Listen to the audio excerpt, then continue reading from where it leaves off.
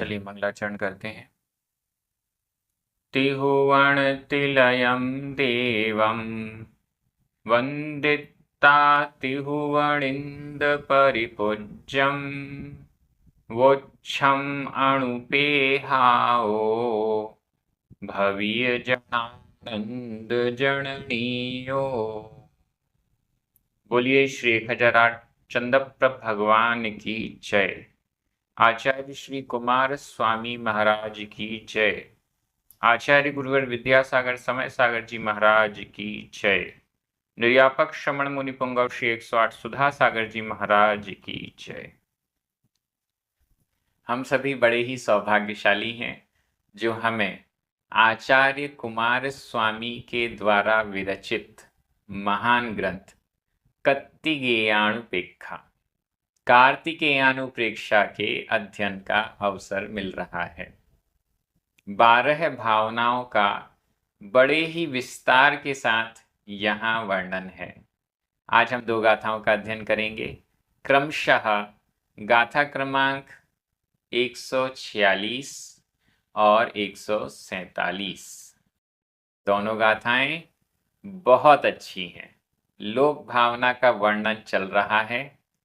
जैन दर्शन का जो सैद्धांतिक पक्ष है वो धीरे धीरे हमारे सामने आ रहा है। चलिए प्रारंभ करते हैं।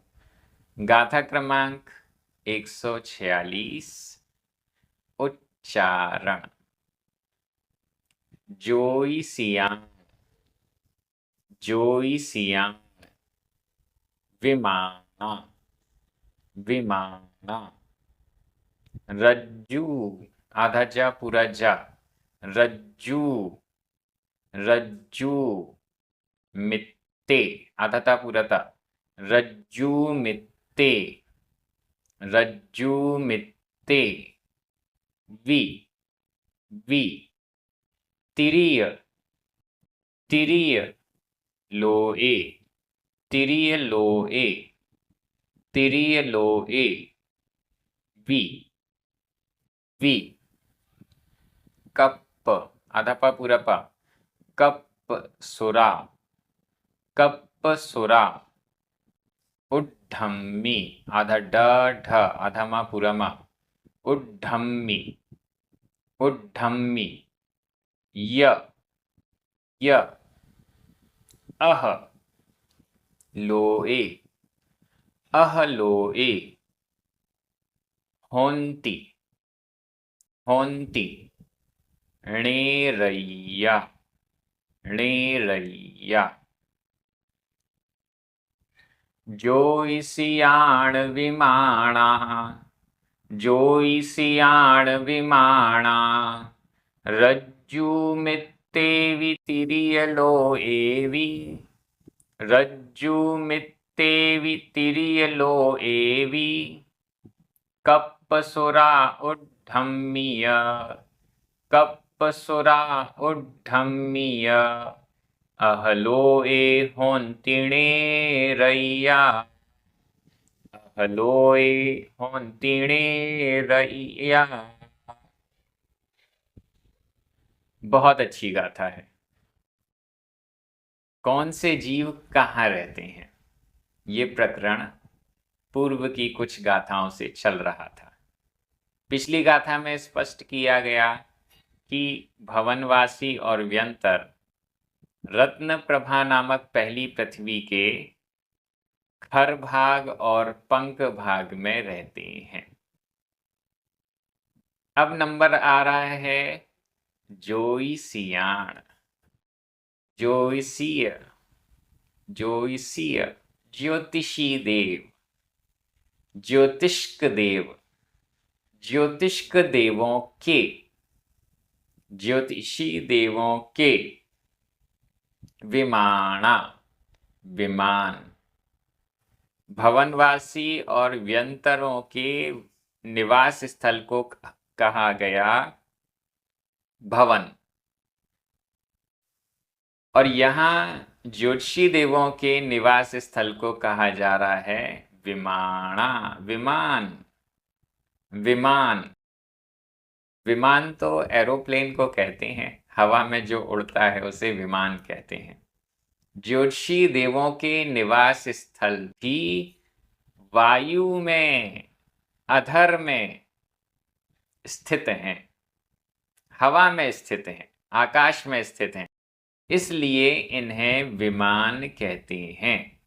भवनवासी और व्यंतरों के निवास स्थल तो पृथ्वी पर, पृथ्वी के अंदर अंडरग्राउंड या पृथ्वी के ऊपर स्थित हैं, लेकिन ज्योतिषी देवों के पृथ्वी के ऊपर नहीं हैं, पृथ्वी पर आधारित नहीं हैं, पृथ्वी के अंदर नहीं हैं, वो तो आकाश में हैं, इसलिए उन्हें कहा गया विमान। कुछ ज्योतिषी देवों के विमान चलते भी हैं और कुछ शेष के स्थिर रहते हैं। ढाई द्वीप में जितने ज्योतिषी देव हैं वो सभी, उनके विमान सुदर्शन मेरु का परिक्रमा लगाते हैं। जहाँ हैं उनकी वहीं पर गोल गोल उनके पथ बने हुए होते हैं, बने हुए मतलब काल्पनिक पथ, उन पथों पर, उन सर्कल्स में वो राउंड करते रहते हैं, सुदर्शन मेरु का चक्कर लगाते हैं, चलायमान रहते हैं। और ढाई द्वीप के बाहर, मनुष्य क्षेत्र के बाहर जितने भी ज्योतिषी देवों के विमान हैं वो सारे के सारे स्थिर रहते हैं। ज्योतिषियों के, ज्योतिषी देवों के विमाना, विमान रज्जु मित्ते, रज्जु मात्र, रज्जु मात्र, रज्जु मात्र, एक राजू मात्र, एक राजू के स्थान में, एक राजू का स्थान भी, एक राजू के स्थान में भी। कहाँ पर ये एक राजू का स्थान? अधोलोक में नीचे या ऊर्ध्वलोक में ऊपर? कहाँ पर? तिरीय लोएवी, तिरीय लोए, तिर्यक लोक में भी, तिर्यक लोक में भी, तिर्यक लोक या मध्यलोक।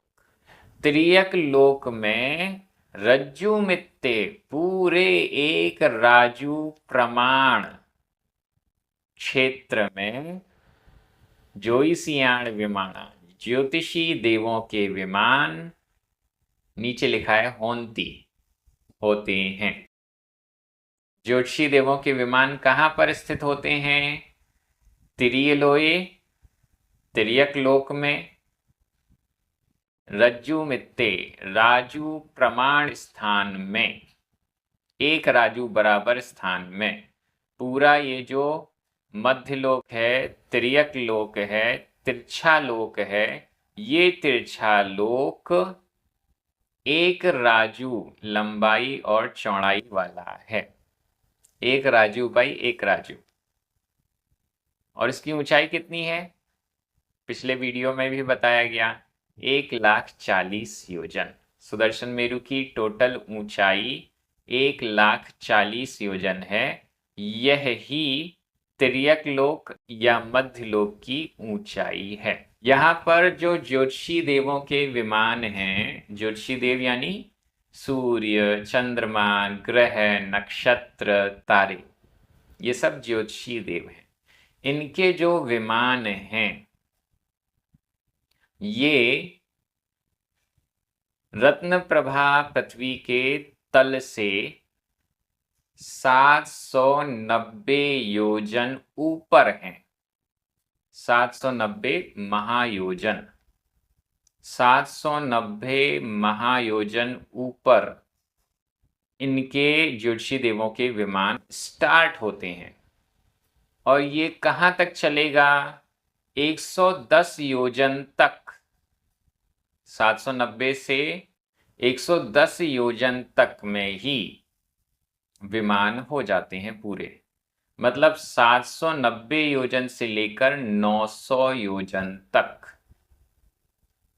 ये जो बीच का 110 योजन का हिस्सा है, लंबाई चौड़ाई 1 राजू, इतने हिस्से में ज्योतिषी देवों के विमान हैं।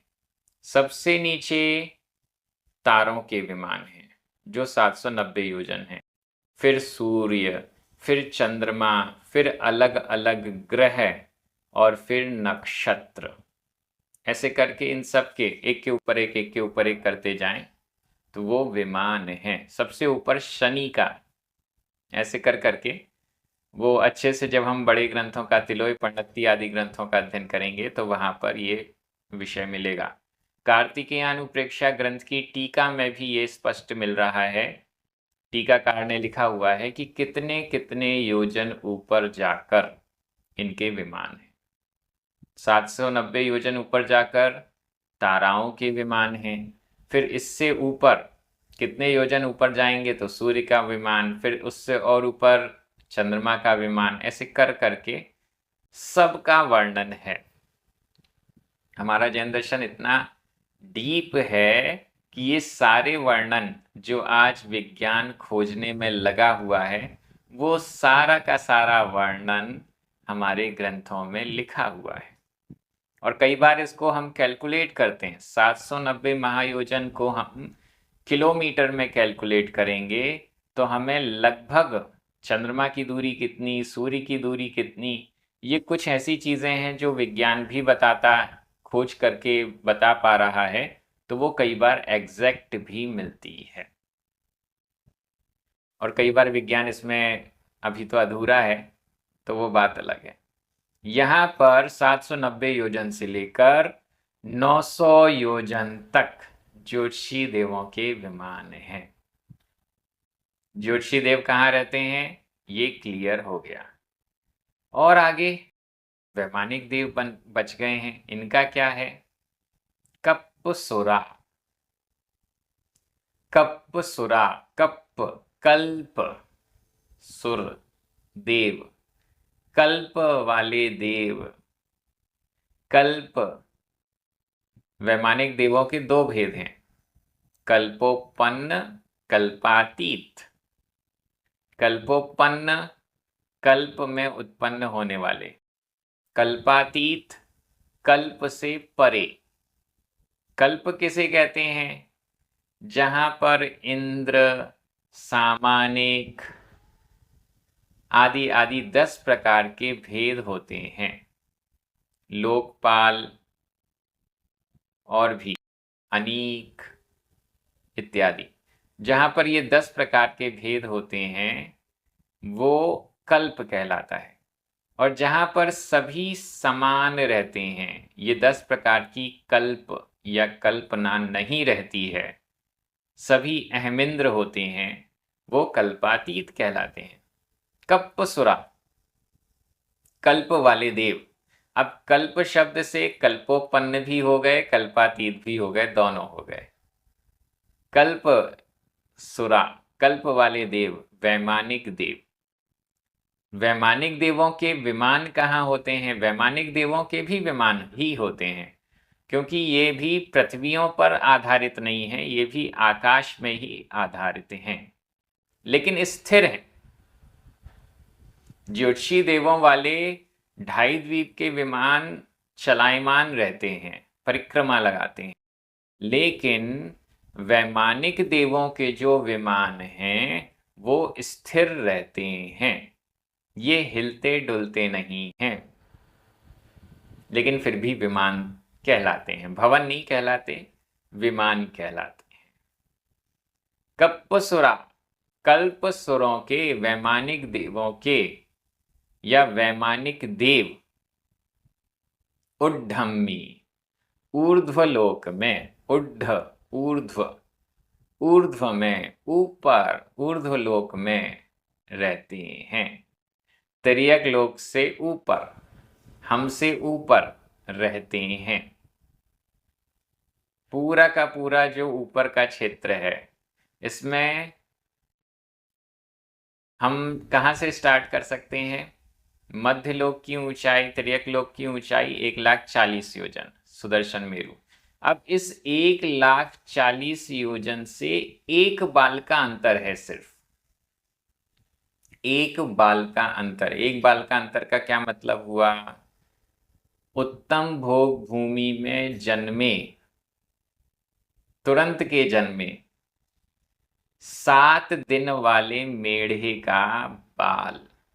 कई जगह मेढ़े का बाल लिखा, कई जगह मनुष्य का लिखा है, बहुत पतला होता है। कर्म भूमि के बाल की मोटाई से 8 गुना कम जघन्य भोग भूमि वाले का बाल, जघन्य भोग भूमि वाले से 8 गुना कम मध्यम भोग भूमि वाले का बाल, मध्यम भोग भूमि वाले से 8 गुना कम मोटाई वाला उत्तम भोग भूमि वाले का बाल होता है। इतना पतला है, अब हम क्या कहें, उसे पिन पॉइंट भी नहीं कह सकते, बहुत कम हिस्सा। उसके ऊपर से स्वर्ग स्टार्ट होते हैं। पहले स्वर्ग का पहला पटल जो स्टार्ट होता है वो सुदर्शन मेरु की चूलिका से एक बाल के अंतर पर है।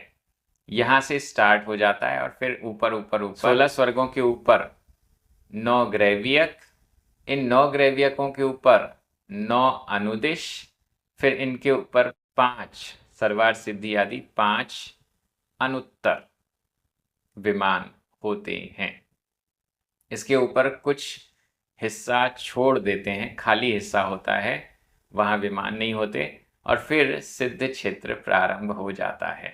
तो यहां तक कुछ कम 7 राजू का जो पोर्शन है ये वैमानिक देवों के निवास स्थल का है। ये भी 1 राजू बाई 1 राजू लंबाई चौड़ाई। शेष जो 7 राजू वाला पोर्शन है और भी जो 3 राजू 5 राजू ऐसे कर करके बीच बीच वाले जो पोर्शंस हैं वो देवों के विमानों से रहित होते हैं, खाली होते हैं, ऐसा हम समझ सकते हैं। पूरे सब वर्णन है ग्रंथों में, कौन से स्वर्ग में कितने पटल, सारी चीज़ों के वर्णन है। फिलहाल जितना वर्णन यहाँ आ रहा है उतने में ही हम सीमित हैं, आगे और वर्णन आएगा। तो यहाँ पर कप्पसुरा, कल्पसुर, वैमानिक देव, उड्डम्मी ऊर्ध्वलोक में होंती होते हैं। य और अहलोई, अधहलोई लोक में, अधोलोक में, नीचे वाले लोक में होंती होते हैं नेरैया, नारकी। नेरैया नारकी जीव अहलोए अधहलोक में, नीचे वाले लोक में होंती होते हैं। पिछली गाथा में भी व्याख्या के समय स्पष्ट किया, रत्न प्रभा पृथ्वी का जो तीसरा भाग है, अबहुल भाग, इस अबहुल भाग में नारकी जीवों के बिल हैं। इनके भवन नहीं होते, इनके विमान नहीं होते, इनके बिल होते हैं। जैसे कुआं ऊपर से नीचे की तरफ जाता है, उस कुएं को हम ऊपर से ढक दें तो वो एक प्रकार का बिल बन गया। ऐसे नारकियों के बिल होते हैं। दूसरी पृथ्वी में भी, तीसरी पृथ्वी में भी, चौथी, पांचवी, छठवीं, सातवीं, 7 पृथ्वियों में 7 संख्या बहुत ज्यादा है बिलों की, लेकिन 7 ये समूह हो गए, 7 नरकों के समूह हो गए, ऐसा हम कह सकते हैं। तो ये अधोलोक में नारकी, ऊर्ध्वलोक में वैमानिक देव, तिर्यक लोक में 790 योजन से लेकर 900 योजन तक ज्योतिषी देव, भवनवासी और व्यंतर पहली पृथ्वी के खर और पंख भाग में रहते हैं। बाकी और भी वर्णन सारे जीवों का, एक इंद्रियों का, बाकियों का, मनुष्यों का, सबका वर्णन यहाँ आ चुका है कि कौन सा जीव कहाँ रहता है। गाथा पूर्ण हो गई है। व्याकरण की दृष्टि से देखिएगा, जोईसियाण षष्ठी विभक्ति का बहुवचन है। विमाणा, कप्पसुरा, नेरैया, ये सभी प्रथमा विभक्ति के बहुवचन हैं। रज्जुमित्ते, उड्ढम्मी, तिरियलोए, अहलोए, ये सब सप्तमी विभक्ति के एक वचन है। वी 2 बार आया। ये अव्यय हैं। होंती वर्तमान काल, अन्य पुरुष, बहुवचन का क्रिया रूप है। मैं हिंदी अर्थ कर रहा हूं, आपकी नजर प्राकृत शब्दों में जानी चाहिए। ज्योतिषी देवों के विमान तिर्यक लोक में एक राजू प्रमाण स्थान पर होते हैं। कल्प देव, वैमानिक देव ऊर्ध्वलोक में और नारकी जीव अधोलोक में होते हैं। इस प्रकार से ये गाथा कंप्लीट हो गई। अगली गाथा में जीवों की संख्या क्या होती है, कितनी होती है, उसका क्रमशः वर्णन प्रारंभ हो रहा है। चलिए प्रारंभ करते हैं। गाथा क्रमांक 147, उच्चारण। बादर, बादर, पज्जत्ति, आधा ज पूरा ज, आधा ता पूरा त, पज्जत्ति, जुदा, बादर पज्जत्ति जुदा, बादर पज्जत्ति जुदा, घण, घण आवलिया, घण आवलिया, असंख्य भागा, घण आवलिया असंख्य भागा, घण आवलिया असंख्य भागा, दु, दु, किंचूण, किंचूण, लोय, मित्ता, आधा ता पूरा ता, मित्ता, किंचूण लोय मित्ता, किंचूण लोय मित्ता, तेऊ वाऊ, तेऊ वाऊ, तेऊ वाऊ, दोनों में बड़े ऊ की मात्रा है। तेऊ वाऊ, जहा कमसो, जहा कमसो,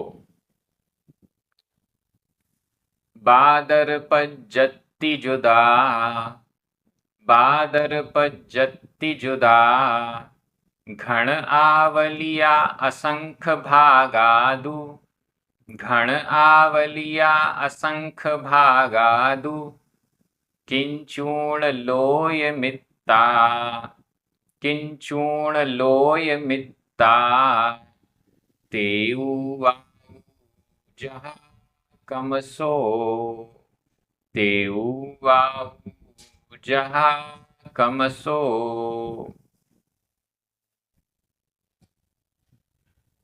जहा कमसो, जहा कमसो, यथा क्रमशः, यथा क्रम, क्रम अनुसार। कौन सा क्रम है?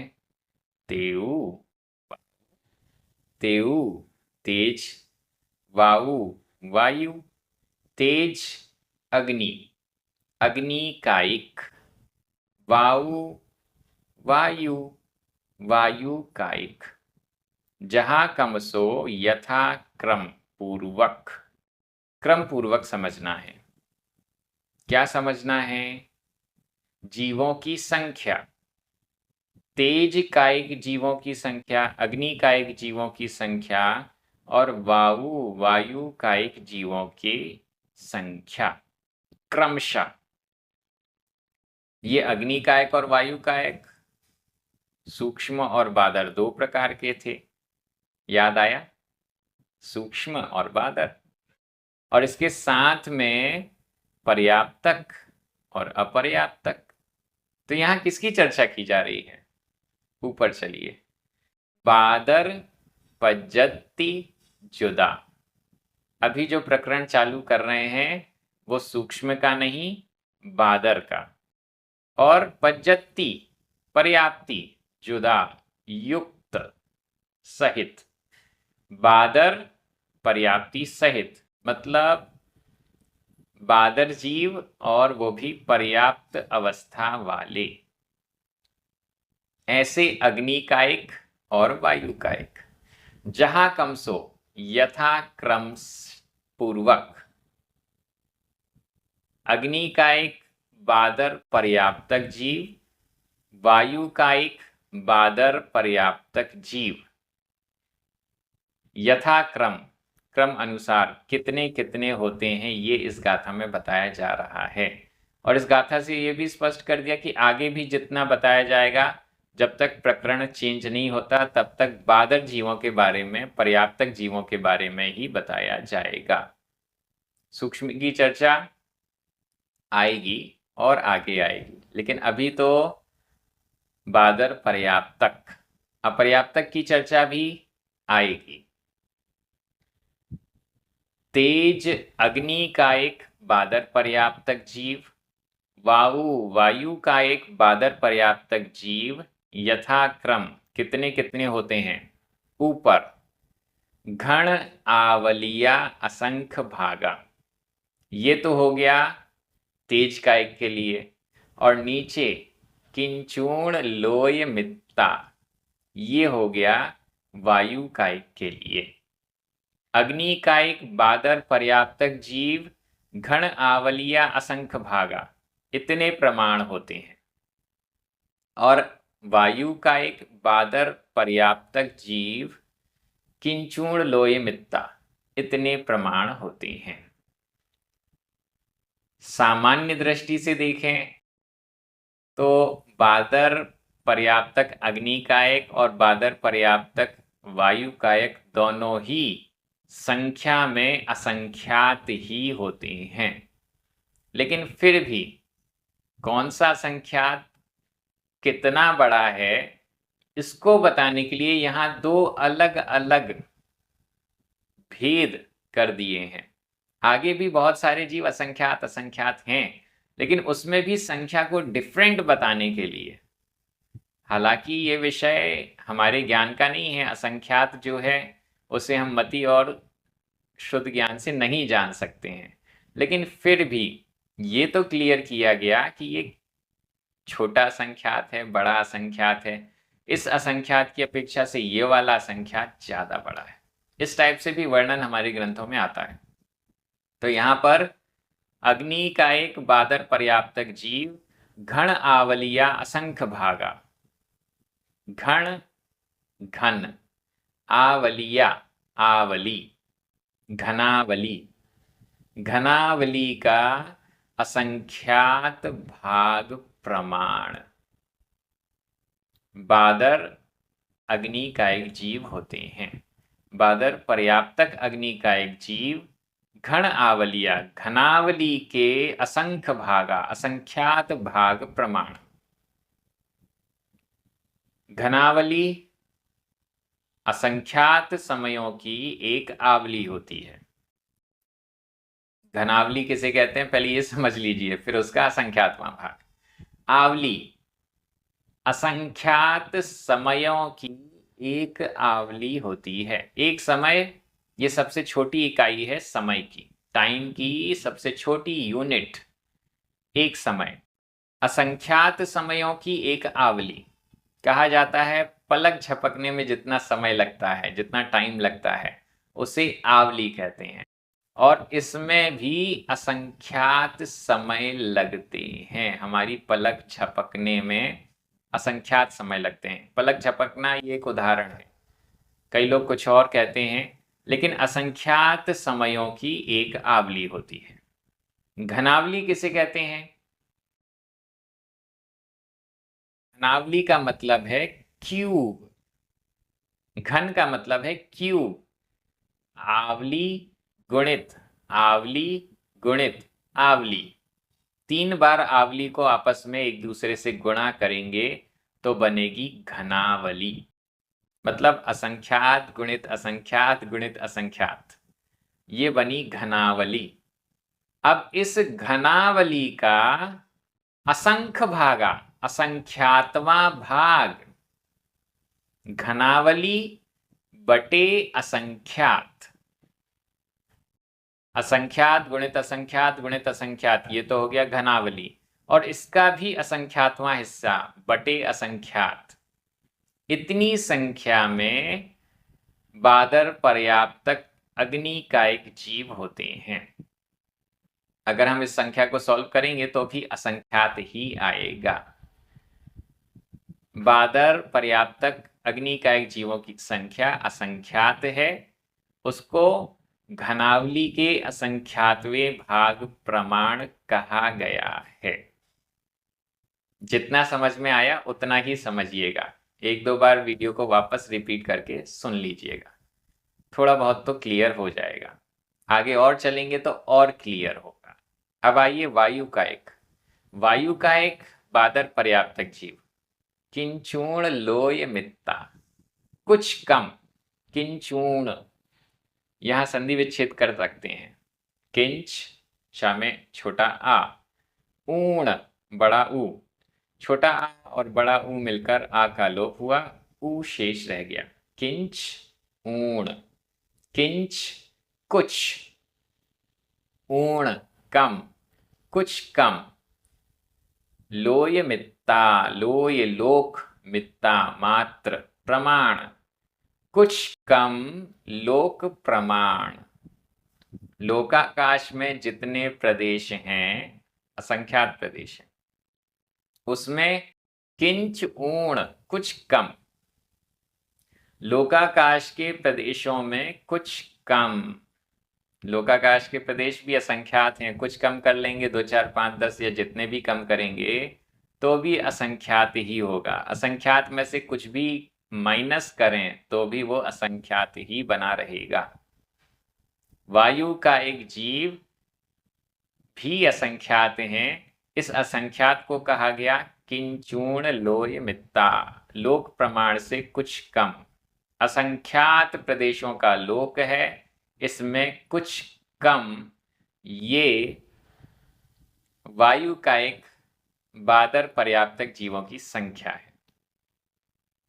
अग्नि का एक बादर पर्याप्तक की संख्या की अपेक्षा लोक प्रमाण, जो वायु का एक जीव है बादर पर्याप्तक, उनकी संख्या अधिक है।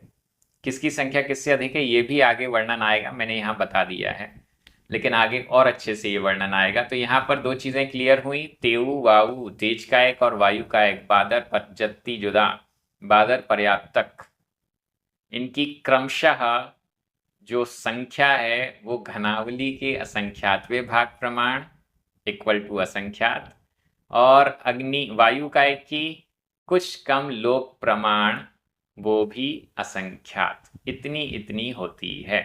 आगे का वर्णन बहुत अच्छा सैद्धांतिक है, मिस मत कीजिएगा। समझ में नहीं आए तो 2 बार 3 बार 4 बार वीडियो अपने पास है, बार बार देखिए, जरूर समझ में आएगा। व्याकरण की दृष्टि से पादर पज्जति जुदा, घन आवलिया असंख्य भागा, किंचूर्ण लोहे मित्ता, तेऊ वाऊ, इन सब में प्रथमा विभक्ति का बहुवचन है। दु और जहां कम सो, ये दोनों अव्यय हैं। व्याकरण बड़ी सरल है।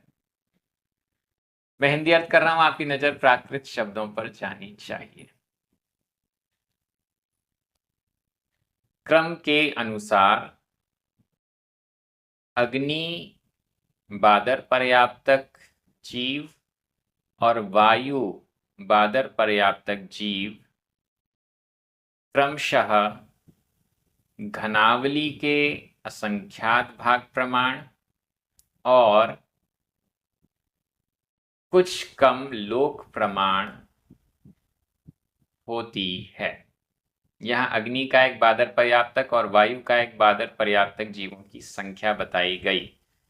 इसी प्रकार से आगे भी वर्णन आएगा। आप सभी बहुत अच्छे से अध्ययन कर रहे हैं, ये क्रम इसी प्रकार से जारी रहेगा। अपने मित्रों को, परिचितों को, सभी को इस स्वाध्याय से जोड़िए। प्राकृत प्रशिक्षण YouTube चैनल को जरूर सब्सक्राइब कीजिए। जिनवाणी स्तुति करें, 9 बार णमुकार मंत्र पढ़ें। सभी को जय जिनेंद्र।